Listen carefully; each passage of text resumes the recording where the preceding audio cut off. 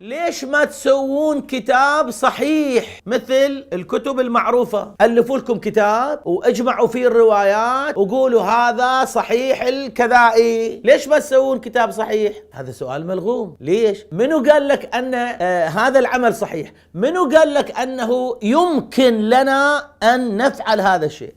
منو قال أنه إذا احنا جلسنا وسوينا كتاب صحيح على قولتهم أن هذا العمل عمل مقبول وصحيح؟ منو قال؟ اصلا هذه قضية هذا الكتاب صحيح، هذه واقعا مغالطة، وهذا واقعا تقهقر فكري وتقهقر منهجي. من الخطأ الكبير ان تؤلف كتابا مؤلفه انسان غير معصوم وتأتي وتقول ان هذا الكتاب صحيح، حتى الطفل ما يقبله. هو اذا انت عندك النبي بعظمته يغلط، النبي عندك بعظمته اكو اشياء قالها انت تقول، مو انا اقول، اعوذ بالله من هذا، لكن انت تقول النبي نفسه عندك في بعض الأحيان يخطأ في التشخيص، تجي تقول أن فلان كتب كتاب وكل كتابه صحيح، يعني هذا صار عندك أحسن من النبي ما يغلط؟ هذه من ترهات العقول في الواقع. الكتاب الصحيح الوحيد على وجه الأرض هو القرآن الكريم. أي كتاب آخر لو أجمع العلماء كلهم وجلسوا وقالوا هذا الكتاب صحيح، هذا الكلام لا يعنينا، لأنه بما أن هذا الكتاب جهد بشري لا يمكن أن يكون صحيح. هذا الكلام